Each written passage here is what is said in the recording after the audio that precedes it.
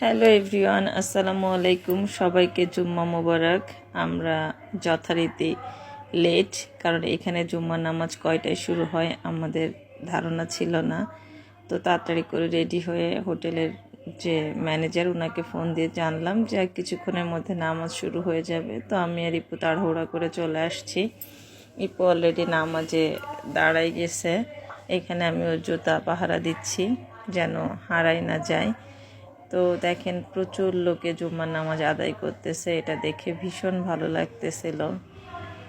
আসলে আমরা কাবা ঘরেও এরকম রাস্তার উপরে মানে হাজার হাজার লোক, শত শত লোক নামাজ পড়ে। একটা জিনিস আমার ভীষণ ভালো লেগেছে, আমি ভিডিও করতে যেয়ে দেখলাম এখানে প্রচুর মানুষ মানে সিঁড়ির মধ্যেও দাঁড়ায় দাঁড়ায় নামাজ পড়তেছে। এটা আসলে মনে লেগেছে আমার। আর এখানে গেটটা দেখতে পাচ্ছেন, দরগায়ে হজরত শাহজালাল রাদিয়াল্লাহু তাআলা আনহুর যে নামটা সুন্দর করে লিখে দেওয়া আছে। তো নামাজ শেষ হয়ে গেছে সবার, এখন আমরা দরগার দিকে যাব। এবং এর মধ্যে আমরা দুপুরের খাবারটা শেষ করে ফেলেছি, কারণ সকালে যেহেতু নাস্তা করা হয়নি। আর জুম্মার পরপর প্রচণ্ড ভিড় ছিল, তো এই ভিড়টাকে অ্যাভয়েড করার জন্য আমরা একটু দেরিতে যাই। এই যে ইপু যাচ্ছে ভিতরে, আমরা দুজনেই ঢুকবো এখন। ভিতরটা মাশাআল্লাহ ভালো। ঢোকার পরে মনের মধ্যে একটা আলাদা প্রশান্তি কাজ করতেছিল, যেহেতু এটা একটা রাদিয়াল্লাহু তাআলা আনহুর কবর। এখানে ছিল দরগার অফিস কক্ষ এবং পাশে মহিলাদের নামাজের স্থান। এটা আমি দেখলাম। দেখার পরে আমি যেহেতু মানে নামাজ আদায় করি নাই, ইপুর নামাজ পড়া শেষ, এজন্য আমি চলে গেলাম ওইখানে। যে আমার কসর নামাজ ছিল, আমি 2 রাকাত কসর নামাজ আদায় করলাম এবং ইপু ওনার কবরটা জিয়ারত করতে গেল। তো আর এদিকে হচ্ছে প্যান্ডেল করা ছিল, লোকজন বসে রেস্ট নেওয়ার জন্য সম্ভবত।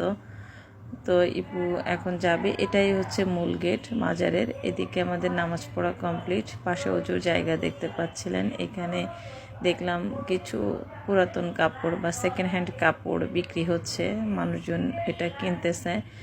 আর তার পাশেই যে পুকুরটা, এই যে আমরা পুকুরের দিকে চলে আসছি। এখানে যে গজাল মাছ যেটা থাকে, এখানকার বেশ নামকরা, সবাই বলতেছিল এই মাছ দেখার কথা। তো আমরা এখানে গজাল মাছ দেখতে চলে আসছি। এবং মাছ ওই যে দেখা যাচ্ছে আরও অনেকগুলা মাছ ছিল, কিন্তু আমি একটা কচ্ছপের বাচ্চাও দেখতে পারছি। এখান থেকে ব্যাক করার সময় দেখলাম যে এক লোক মোমবাতি জ্বালাচ্ছে, এটার কারণ জানি না, বাট এটা দেখে আমার 2টো লাইন বলতে ইচ্ছা করতেছে।